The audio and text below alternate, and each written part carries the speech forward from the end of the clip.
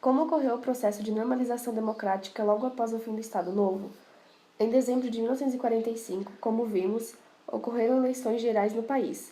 Os candidatos que concorreram à presidência da República foram Eurico Gaspar Dutra, Eduardo Gomes e Edo Fiuza. Dutra vence com facilidade. Além disso, o PSD e o PTB conquistaram juntos a maioria do Congresso Nacional. Getúlio, que havia sido deposto 2 meses antes, é eleito senador. O Congresso eleito tinha como principal missão a elaboração de uma nova Constituição para o país. Promulgada em 18 de setembro de 1946, a quinta Constituição do país, destacada pelo seu esforço de redemocratização, apresentava as seguintes características: mandato presidencial de 5 anos, restabelecimento da autonomia dos estados, confirmação do princípio da separação e harmonia dos poderes executivo, legislativo e judiciário, retornos dos princípios democráticos, fim da pena de morte, fim da representação classicista, ou seja, deputados e senadores voltariam a ser eleitos exclusivamente pelo voto popular. Eleito o governo general Eurico Dutra, quais as principais características do seu governo de 1946 a 1951? Suas obras buscavam concretizar o plano de governo, conhecido como Plano SALT: saúde, alimentação, transporte e energia, a pavimentação da rodovia Rio-São Paulo e a instalação da Companhia Hidrelétrica do Rio-São Francisco são alguns exemplos. Na política externa, foi visível a aproximação dos Estados Unidos. Em 1947, foi realizada em Petrópolis a Conferência Interamericana para a Paz e Segurança do Continente, que contou com a presença do presidente norte-americano Truman. Em 1949, foi criada a Escola Superior de Guerra, para dar treinamento aos oficiais brasileiros baseado no modelo americano. No plano político, Dutra demonstrou ser essencialmente um conservador. Durante seu governo foram comuns as prisões por motivos políticos. Manifestações públicas foram dissolvidas à bala. Jornais foram fechados, o PCB foi declarado ilegal e todos os políticos comunistas tiveram seus mandatos cassados. Eurico Dutra foi incapaz de formar lideranças políticas novas e preparadas para consolidar a redemocratização. Isso facilitou, e muito, o triunfal retorno de Getúlio ao poder na sucessão presidencial de 1950. O que caracterizou o governo Vargas de 1951 a 1954? Preocupado em garantir o apoio do Congresso aos seus projetos, Getúlio formou um ministro respeitando o equilíbrio de forças existentes no legislativo. Diante disso, o PSD ficou com a maior parte das pastas.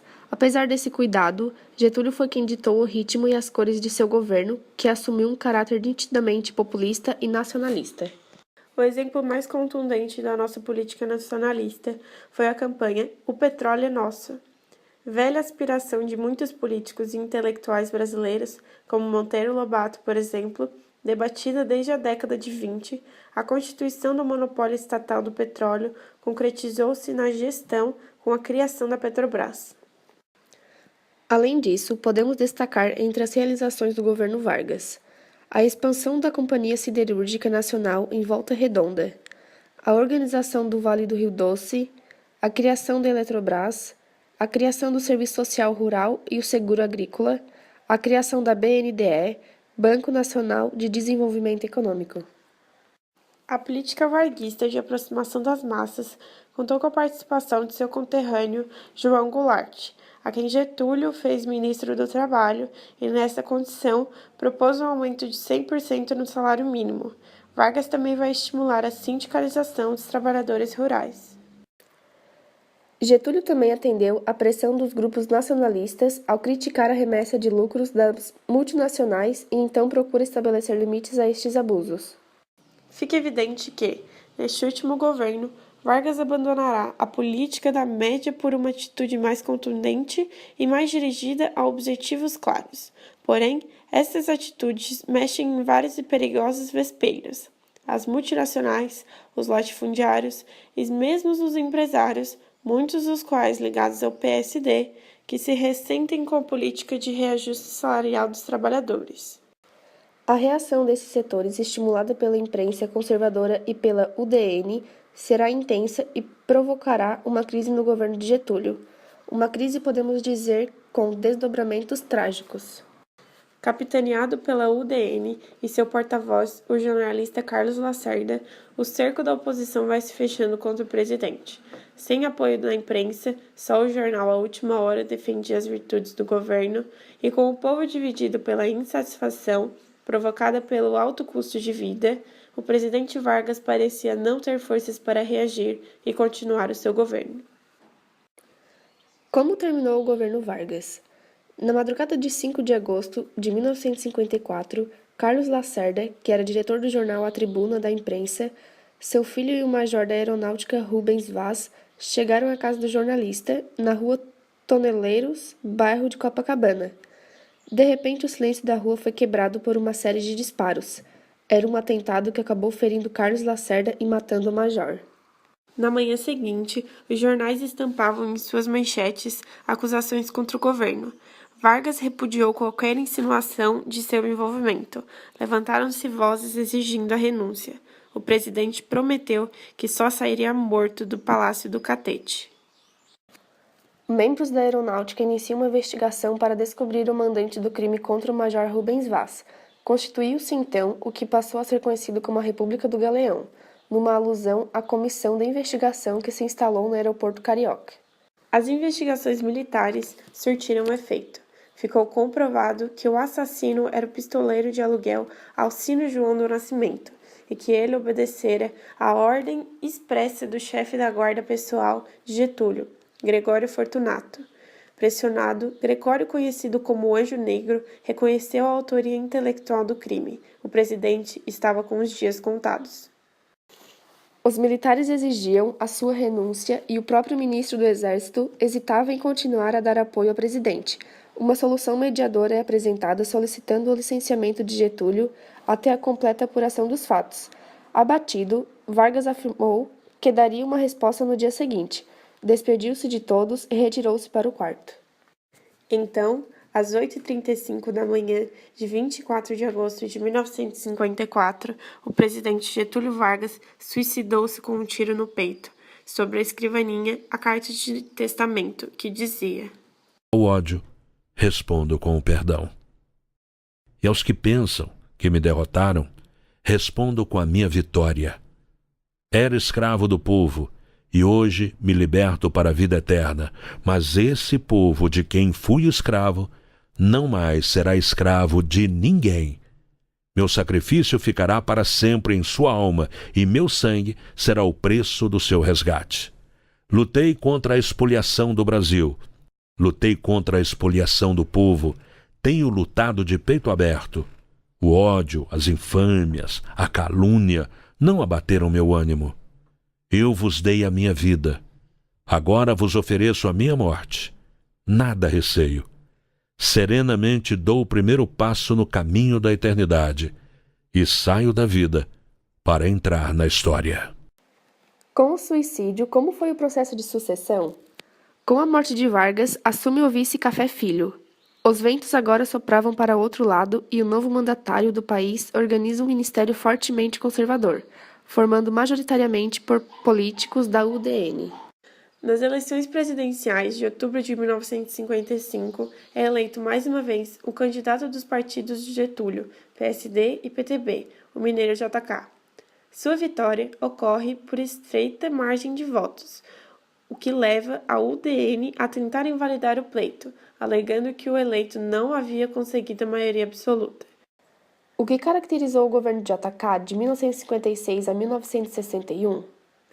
O governo de JK foi resultado de uma estranha combinação: o populismo do tipo varguista, somado a um modelo de desenvolvimento liberal, baseado na forte presença da capital estrangeiro. Já em seu slogan de campanha, Juscelino anunciava 50 anos de progresso em 5 de governo. De fato, seu governo conheceu um efetivo crescimento econômico, com uma ampla expansão nos setores de infraestrutura e no setor industrial de bens de consumo duráveis. O plano de governo de Juscelino, conhecido como Plano de Metas, prometia investimentos na produção de energia, transportes, alimentos, indústria de base e educação. O carro-chefe de sua companhia foi, no entanto, a promessa de construir uma nova capital, Brasília, no Planalto Central.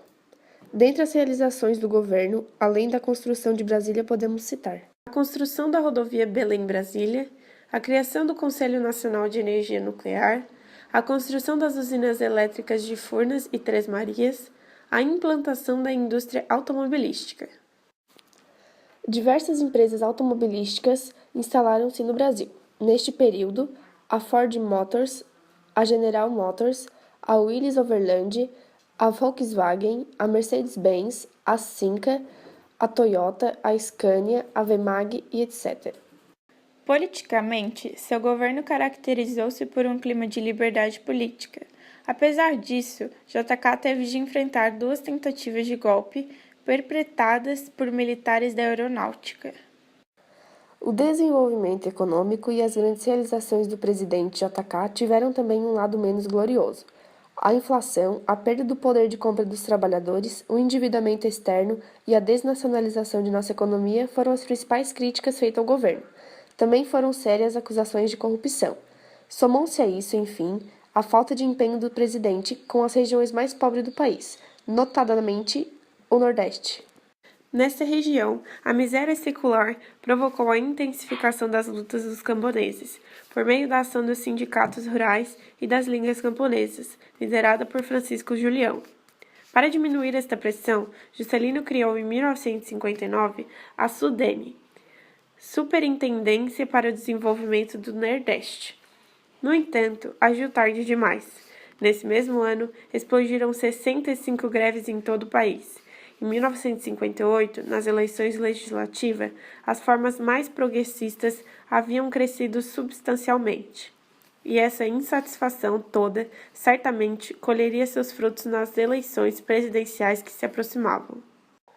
Como foi o processo de sucessão de JK? Para a sucessão presidencial, os partidos governistas buscaram em nome cuja imagem de retidão, honestidade e cujo discurso nacionalista recuperasse o apoio que o próprio presidente Juscelino havia perdido. O escolhido foi o Marechal Teixeira Lott, herói da Novembrada de 1955. Para vice, a coligação PSD-PTB repetiu a candidatura de João Goulart. A legislação eleitoral da época permitia que o vice, e apenas ele, pudesse concorrer à reeleição. Além disso, as eleições do presidente e do vice eram distintas, podendo ganhar o presidente de uma chapa e o vice de outra. A candidatura de Teixeira Lott recebeu o apoio dos nacionalistas e mesmo dos comunistas, liderado por Luiz Carlos Prestes. O PSP lançou, mais uma vez, seu líder Aldemar de Barros. A UDN, por sua vez, apoiou, como já havia feito na eleição anterior, um nome de fora de suas fileiras. Agora, o nome escolhido foi o candidato do PDC, o ex-governador de São Paulo e grande estrela política do momento, o mato-grossense Jânio Quadros.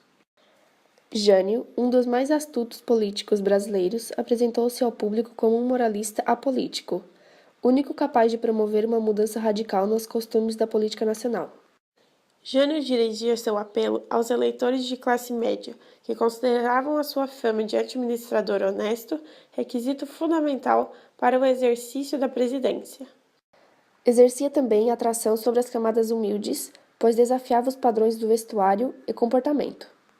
Tamanha era a independência de Jânio em relação às estruturas partidárias, que, com o seu consentimento, foram fundados em todo o país os comitês de Janjan, encarregados de fazer campanha de Jânio para presidente e Jango para vice. Só que João Goulart era da chapa adversária. O fato é que ambos foram eleitos. Essa combinação explosiva, no entanto, provocará muitos estragos.